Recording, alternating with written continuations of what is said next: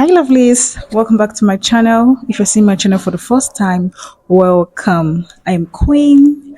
So in our last video we drafted a high waist palazzo pattern. So in this video we'll learn how to cut and sew a high waist palazzo trouser. This is a very detailed video, so you will need to watch from the beginning to the end. And please don't not forget to support me by liking, sharing, and also subscribing. So if it's something you're interested in, then keep watching.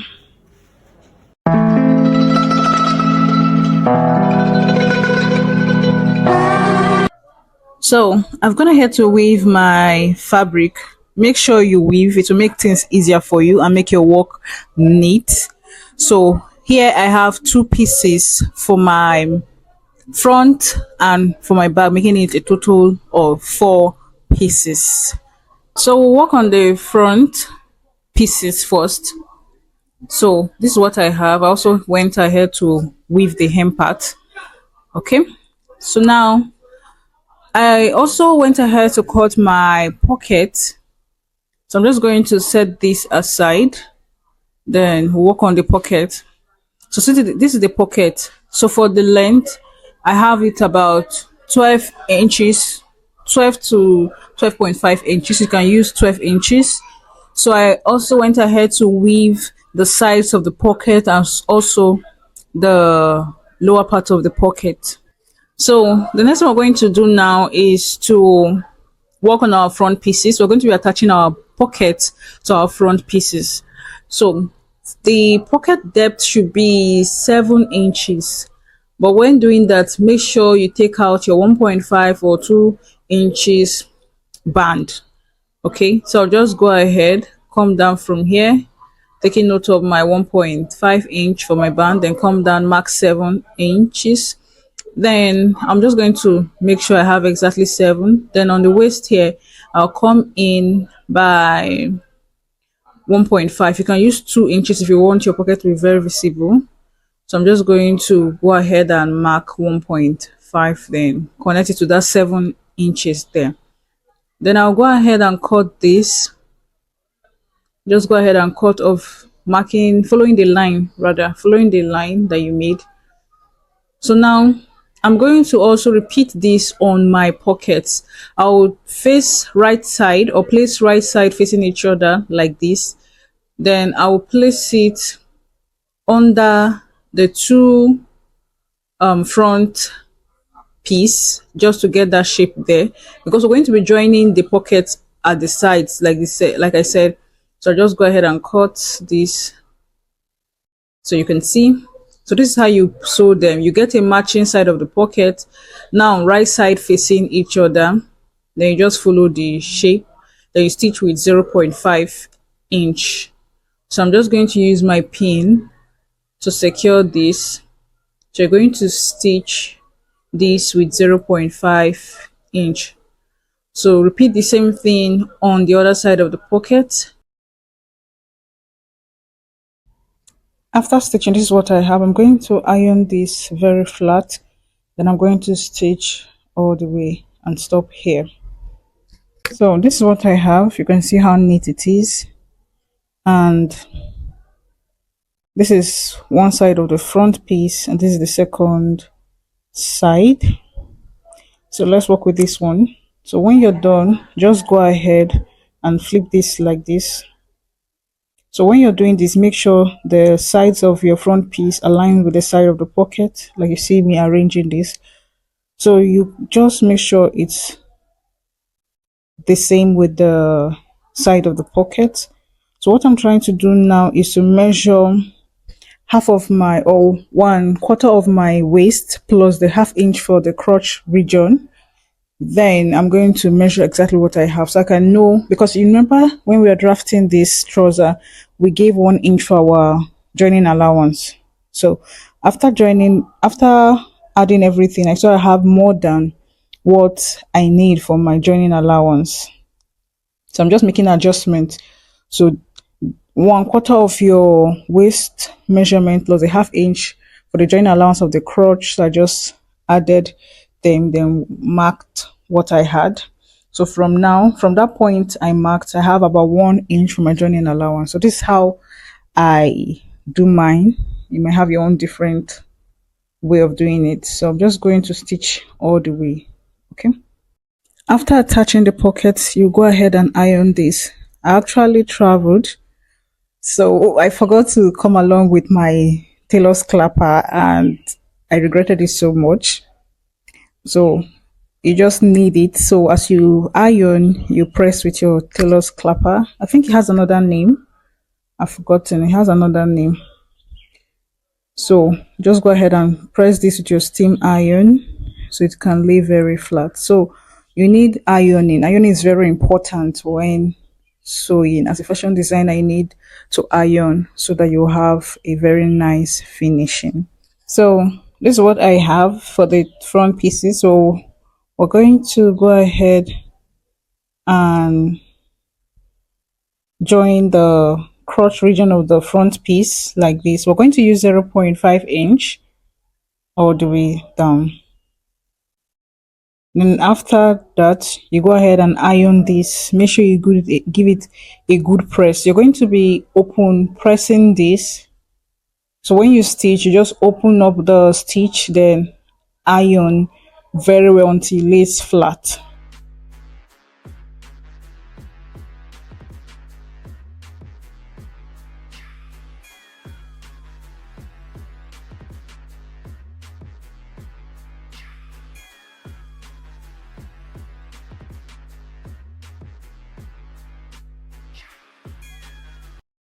So we're going to stitch the crotch side of our back piece like this. So from that point here, this point here, you're just going to pin this down. We'll be stitching with 0.5 inch. So you'll be stitching only this place, then you iron. So this is what I have after stitching and open pressing this. I ironed it.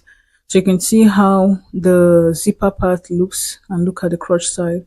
So the next one we're going to do now is to join the pieces together. That is the front piece and the back piece together. So I will stitch the sides with 1 inch because that's what I gave for my allowance. So if you use the 1 inch, so stitch by 1 inch here. So I'm just going to pin the waist region. So I will stitch from the top to the lower part on both sides, just 1 inch, and iron. So after ironing, this is what I have. You can see the sides. So now the next thing I'm going to do is to join the front and back crotch like this. So just open it. That is why it's important to open press this and iron. So I'll just place it like this. Then I'll secure it with my pin. I'll be stitching this part with my 1 inch stitching allowance. So just arrange it like this, then stitch all the way down on both sides.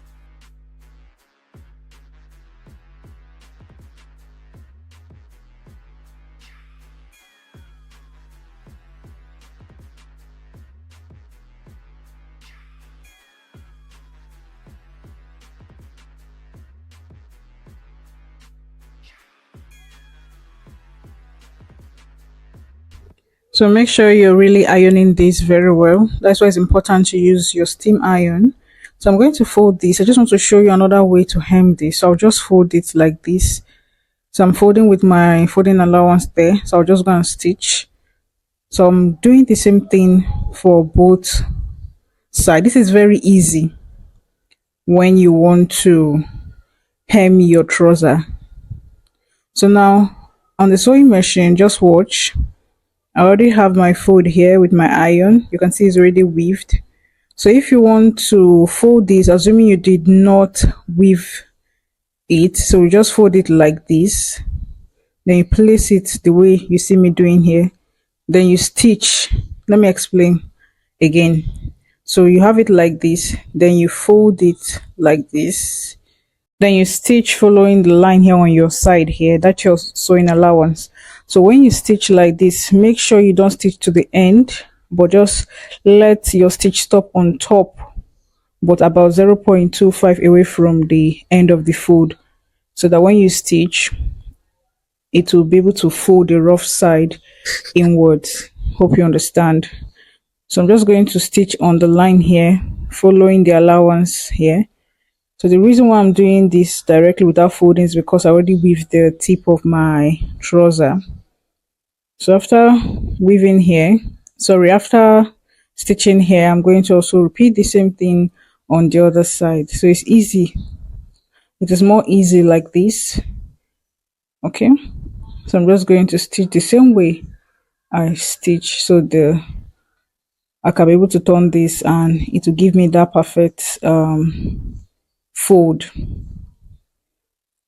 Okay. So the next thing is to cut off your excess threads.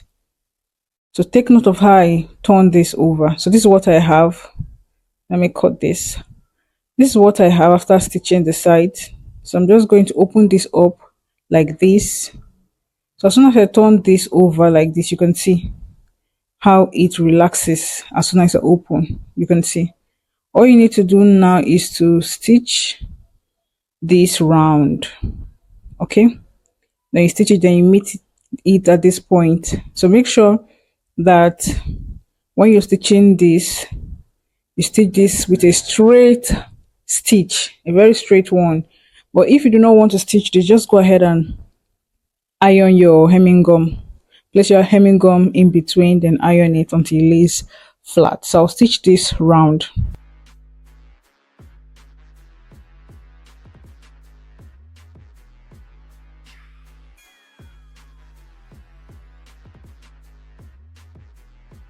The next one we're going to work on is our band. So this band is long enough for my waist and allowances. I also added allowances too. So I'm just going to use this is a soft paper stay. You can make use of cloth gum if you want. So I'm just going to measure about 1.25 inch. So we make a straight line here. No basic measurement, just a straight line here. Then from this line, we measure 1.25 all the way to the end. Then I will cut this.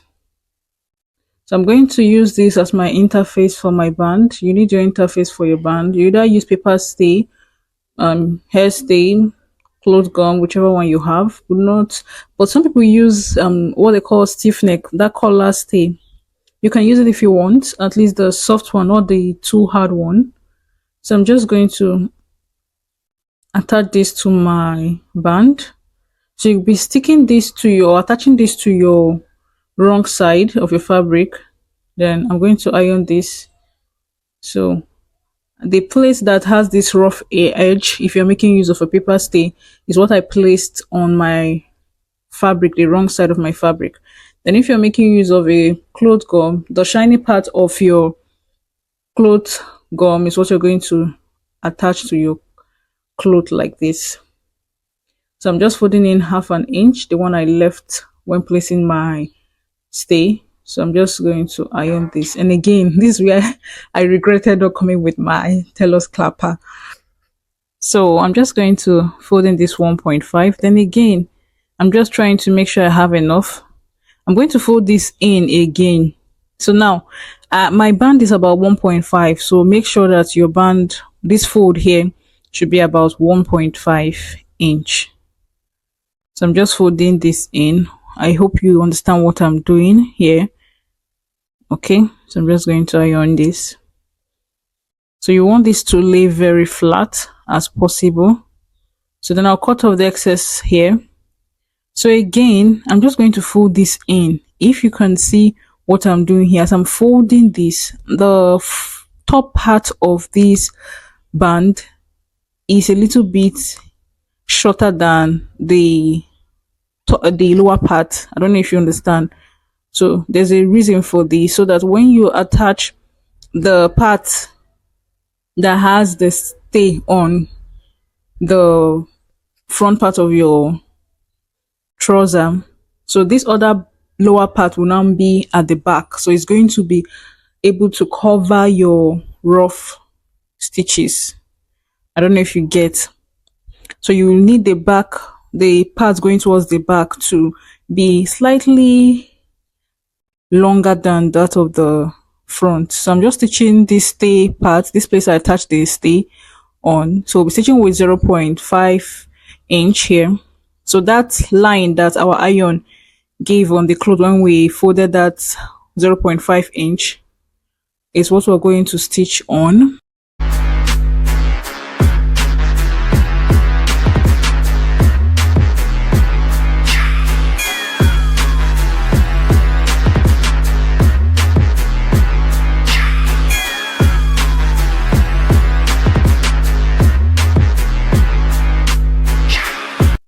So this part, you're just going to flip this over like this.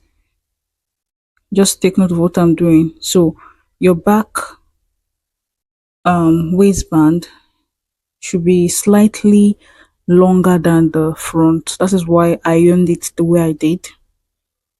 So I'm just going to place this and stitch this part to close it.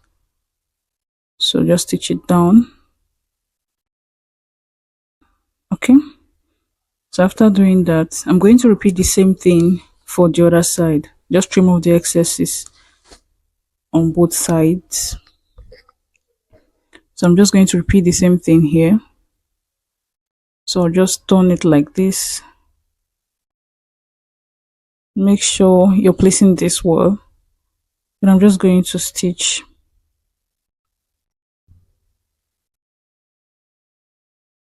Arrange it well. Then stitch. Okay. So go ahead and cut off the excess you have on your band. Alright, so I'm just going to put this inside like this. I will repeat the same thing here. So now with that, you will see that this part will easily cover the rough stitches at the inside part of, on the inside of the trouser. So when you're stitching this, make sure that the rough part of the trouser is inside and the back part of the band is over it. So you're going to open this as you stitch. You're not stitching on top of the front band, but you're stitching that line you see there that our stitch created at the waist. So you're just going to be stitching, and as you're stitching, make sure you're covering the rough edge of your band. So just go ahead and do the same thing until you get to the other end.